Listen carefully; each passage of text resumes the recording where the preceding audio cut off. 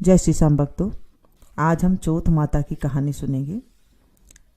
मंगशीर माह की कृष्ण पक्ष की चौथ को व्रत किया जाता है। वैसे तो हर महीने किया जाता है 13 की 13 चौथ। अभी कई लोग 4 चौथ भी करते हैं, कार्तिक, मंगशीर, पौष और माह। तो आज हम मंगशीर माह की चौथी कहानी सुनेंगे। बोलिए चौथ माता की जय। एक साहूकार था, उसके एक बेटा और एक बहू थी। बहू पियर जब भी जाती तो उसका बाप पूछता कि बेटी तू क्या खाकर आई है। वो बोलती मैं बासी कुसी खाकर आई हूं। एक दिन साहूकार का बेटा ने उसका ससुरा मिल गया। ससुरा बोला कि तुम लोग मेरी बेटी को बासी कुसी क्यों घर खिलाते हो, क्यों उसे खाने को देते हो बासी कुसी। लड़के ने ये बात माँ से आकर पूछा तो माँ बोली कि मैं तो ताजी ही घालती हूँ, चाहे तू आज देख लेना। एक दिन बहू का बाप आया, फिर से पूछा कि बेटी क्या खाया तूने। बेटी बोली बासी कुसी खाया है। उसका बाप जब चला गया, बाद में उसका पति बहुत नाराज हुआ और बोला कि मेरा बाप को क्यों बदनाम कर रही है, ताजी खाकर बासी कुसी बता रही है। जब वो बोली कि तुम्हारा बाप कमाता है, तुम नहीं कमाते हो, तो वो खाना तो मेरे लिए बासी कुसी हुआ ना। यह सुनकर उसका पति कमाने के लिए चला। एक दिन वो पड़ोसन से आग लेने गई तो देख रही थी कि सब लोग वहां पर कहानी सुन रहे थे। जब उनसे पूछी कि ये क्या कर रहे हो, पड़ोसन बोली कि हम तो चौथ माता की कहानी सुन रहे हैं। उसने पूछा इस कहानी से क्या होता है। उन्होंने कहा कि इस कहानी से अंधन होता है, बेटा पोता होता है, 12 बजकर बिछड़ा पति भी मिल जाता है। उस दिन से वो भी करवा चौथ माता का व्रत करने लग गई। सासू 4 टाइम खाने को देती, जो एक बार तो वो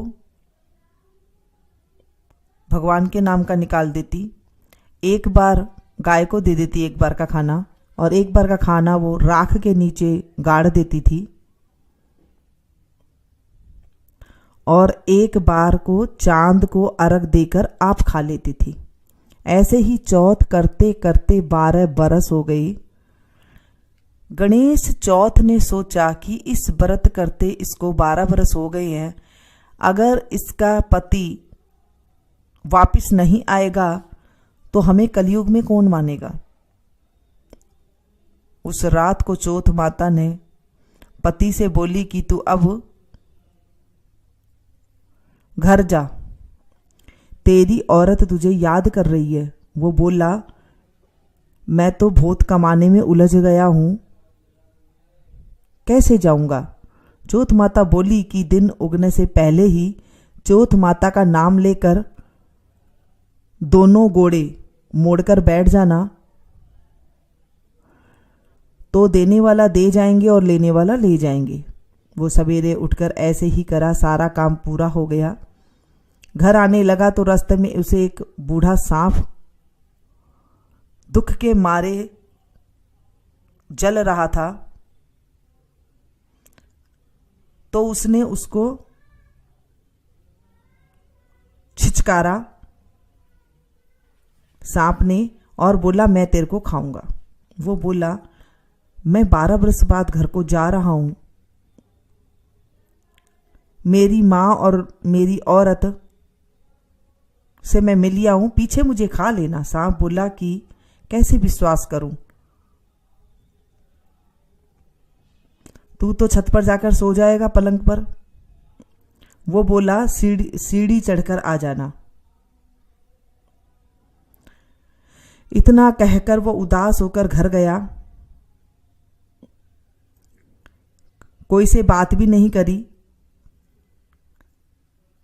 रात पर जब छत पर सोने के लिए गया तो एक सीढ़ी में बालू और एक में दूध का कटोरा रख दिया और एक में पानी का कटोरा और एक में फूल बिखेर दिया।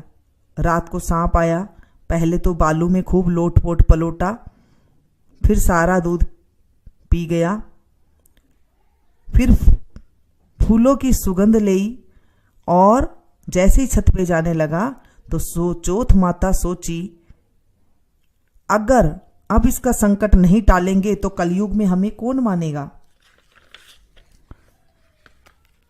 तो उसको ढाल से ढककर तलवार से मार दिया, पर थोड़ी सी पूंछ कटकर उसकी जूती में गिर गई। पूंछ सोची कि ये जूती तो पहरेगा तब खाऊंगी, तब खा जाऊंगा। जब चींटी आपस में बात करने लग गई कि इसकी लुगाई, इसकी औरत हमें रोज चून गेरती है, आटा गेरती है, सो इसकी पति की रक्षा करनी चाहिए। सारी चींटियां लगकर पूंछ को थोती कर दी, उसे खाली कर दी, खा गई उसे। उससे उसका संकट टल गया। जब सवेरे उठने में देर हो गई तो मां सोची, मैं ऊपर जाकर देख के आऊं। जैसे जाने लगी तो सीढ़ी में खून देखकर चिल्लाई, सोची कि मेरा बेटा मर गया। बेटा आकर सारी बात बताई और मां ने पूछा कि मेरे नाम से कोई पुण्य व्रत करा था क्या। मां बोली, मैं तो कुछ भी नहीं करा, पर लुगाई बोली कि मैं बारू चौथ तुम्हारे नाम से करा था। मां बोली कि मैं तो व्रत करते हुए तुझे देखा ही नहीं, तुझे तो चारों वक्त रोटी खाती थी तू तो।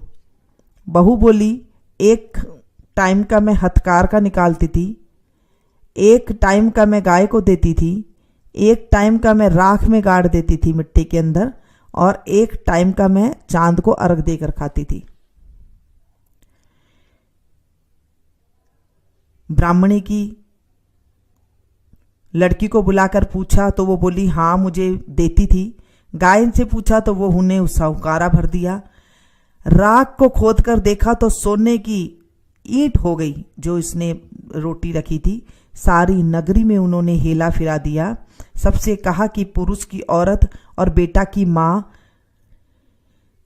सबको ये व्रत करियो। दीदा गोड़ा आंख गोड़ा को धीरा सी,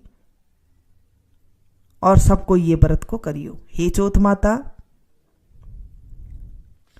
जैसे उसको सुहाग दिया वैसे सबको देना। कहते को, सुनते को, हुंकारा भरते को मेरे परिवार को देना और हमारी रक्षा करना।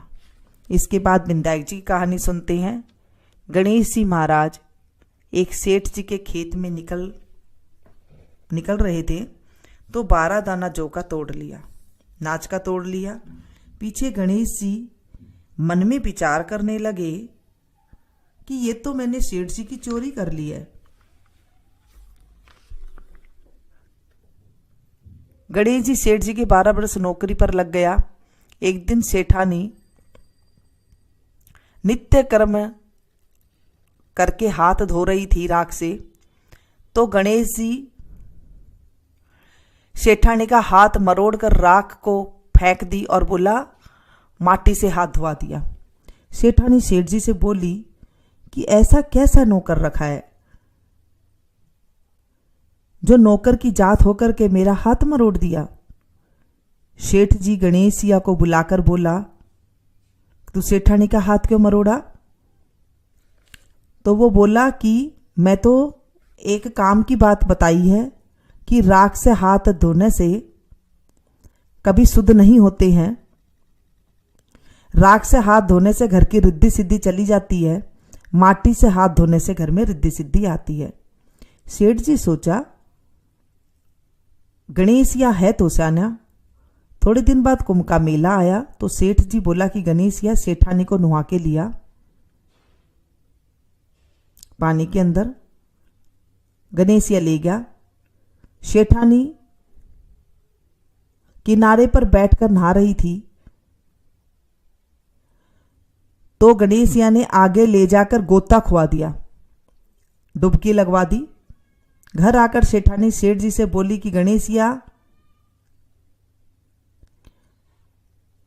ये काम करा है गणेशिया ने तो मेरी तो इज्जत ले ली। इतने आदमियों के बीच में मेरे को आगे आगे तक घसीट कर नुहा कर लेके आया है। गणेशिया को बुलाकर पूछा तो बुलाकर किनारा पर बैठकर छबल छबल करके नहा रही थी और सबके नहायड़ा जो नहाया हुआ पानी था उससे नहा रही थी। जब आगे जाकर नहाते हैं तो अगले जन्म में बहुत बड़ा राजपाट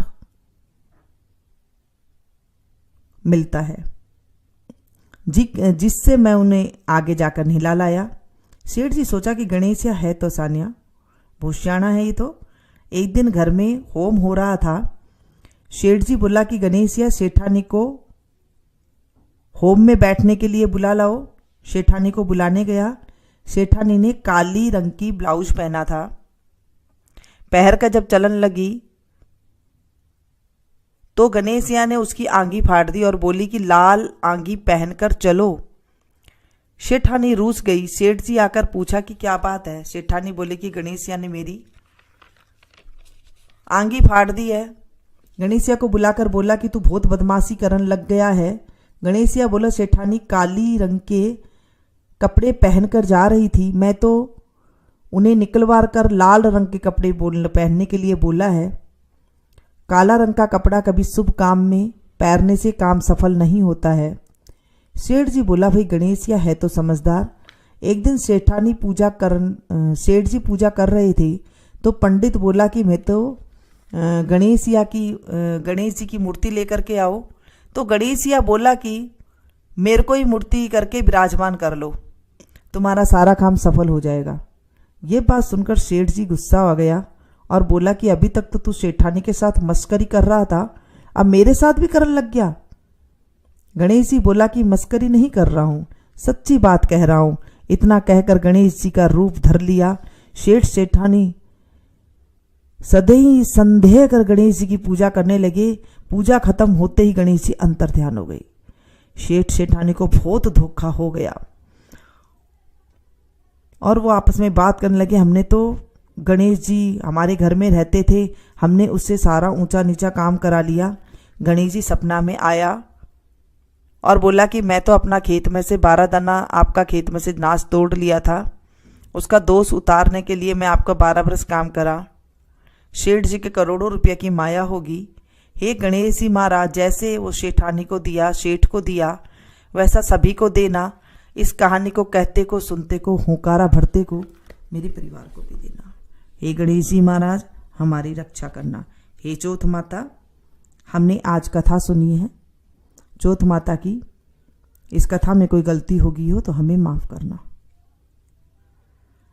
इस कथा को सुनने के बाद जो आपने चावल लिए थे, कनक ली थी हाथ में, आप उसे सूरज को जल दे दे। थोड़े से दाने, वो जो आपने कहानी सुनी है उससे आपको चांद को अर्घ देना है बस। और जो अलग से थोड़े से चावल या कनक लेकर के आपने सूरज को अभी अर्घ दे देना है। ऐसी कहानी सुनते हैं, फिर बायना निकालते हैं। बोले चौथ माता की जय, गणेश जी भगवान की जय। मिलती हूँ फिर से एक नई वीडियो में नई जानकारी के साथ। Thank you.